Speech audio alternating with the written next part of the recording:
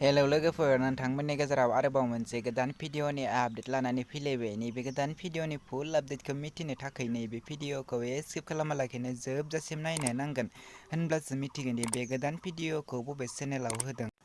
लोगोफोर, आं नोंथांमोननि गेजेराव दिनैसो मोनसे गोदान भिडिअ बेसेबा गोबावनि उनाव लानानै फैदों, बेनिखायनो नैबे भिडिअखौ जोबजासिम नाय। लोगोफोर, चेनेलाव गोदानब्ला चेनेलखौ साबस्क्राइब खालाम, भिडिअखौ मोजां मोनोब्ला भिडिअखौ लाइक, शेयार, कमेन्ट खालामनानै होदो। बिदिब्ला लोगोफोर, दिनैनि बे गोदान भिडिअनि आपडेटनि टाइटेलानो जादों आवसान।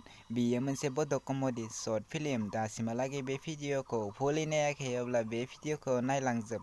आं बिथांमोननि बे इउटुब चेनेलखौ लास्टआव स्क्रिनाव बुंनानै होगोन।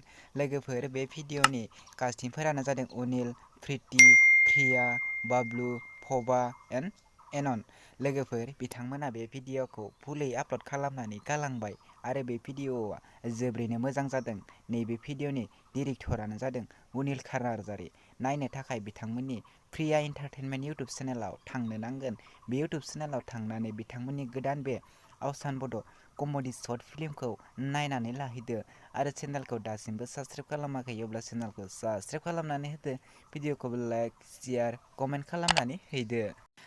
बिदिब्ला लोगोफोर, दिनैनि बे गोदान भिडिअनि गुसुं आपडेटआ बेखिनियानोसैमोन। आंनि चेनेलाव गोदानब्ला चेनेलखौ साबस्क्राइब खालामनानै होदो आरो भिडिअखौबो लाइक, शेयार, कमेन्ट खालामनानै होदो।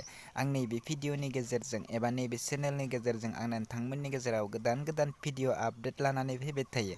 आंनि गोदान गोदान भिडिअनि फुल आपडेटखौ बयनिख्रुइबो सिगांसिन नायनो थाखाय चेनेलखौ साबस्क्राइब खालामनानै बेल आइकनखौ अलाव क्लिक खालामनानै लाखि। जेब्ला आं गोदान भिडिअनि आपल'ड होगोन, अब्ला नोंथांनाव बयनिख्रुइबो सिगांसिन नटिफिकेसनआ थांनाय बायदि। बिदिब्ला लोगोफोर, नेक्स्ट भिडिअनि आपडेटखौ नोंथांमोननि गेजेराव थाबैनो लानानै फैफिनगोन। नोंथांमोना आंनि बे गोदान गोदान भिडिअनि आपडेटखौ नोंथांमोना बयनिख्रुइबो सिगांसिन नायबाय थानो थाखाय चेनेलखौ साबस्क्राइब खालामनानै बेल आइकनखौ अल क्लिक खालामनानै लाखि। आरो नोंथांमोना आंनि वाट्सएप ग्रुपआव दासिमबो जइन जायाखै, अब्ला लिंकखौ नैबे भिडिअनि डेस्क्रिप्शनाव होनानै दोनदों।